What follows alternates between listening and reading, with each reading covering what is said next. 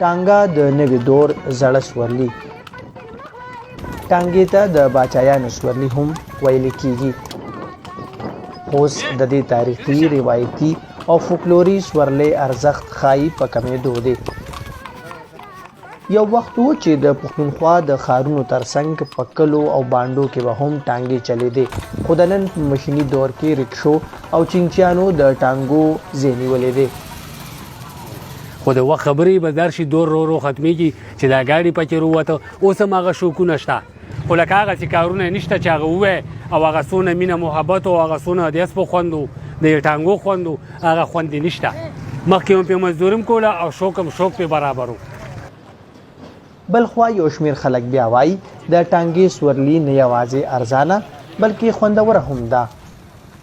د ټانګې سفر ته ښه دی، د ټانګې سفر ته نه په دا ښه دی چې هغه په خپله طبع باندې روانه وي، بس ښه په کلار باندې دې وړي او د ټانګې سفر کې هوا هم لګي، سهولت هم ورکې ډېر دی. نه ډټسنو، نه موټرو، نه پلین کوچ و، نه چینجای وي. دا زمونږ خوښې دي، د پخوا نه زمونږ د ژوند سره دا شی سم دی. د ټانګې والاو د خلک ښه خدمت کوي دا ټانګې والا. وعلیکم سلام، په خیر حالې. ټانګه ډېر زبردست شی دی، اسب او ټانګه خدای دې مل شه، دا ډېر ښه شی دی. ښه د ټانګو اهمیت په کمېدو سره نه یوازې د کوچوانانو بلکې د لوارانو او نورو کاریګرو کاروبار ته هم زیان رسېدلی دی. هغه وخت کې ډېر ښه دوران و، د ټانګو ډېر دوران و. پنډۍ، لاهور، پېښور، چارسده، مردان، دار یو ځای کې دا ټوله ټانګه وه. نو بس خلک به هم خوشحال وو، لواران به هم خوشحال وو. ټوله ورځ به مونږ په کار باندې به لګي، ټول د شپې 10 11 12 بجې پورې. که څه هم د کاروبار خرابوالي کوچوانان د سختو مالي ستونزو سره مخ کړي، خو ځینې بیا وایي بل هیڅ روزګار خوند نه ورکوي.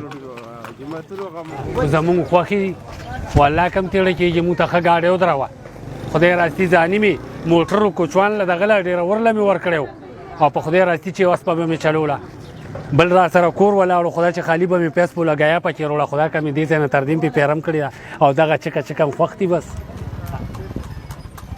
د جدیدې ټکنالوژۍ په دور کې څه هم د ټانګو تر ډېره وخته پاتې کېدل ناشونی ښکاري، خو د دې روایتي سورلۍ په اړه فولکلوري سندرې ښایي یا دې تر ډېره ژوندۍ وساتي. عظمت علي شاه، مشال ریډیو، پېښور.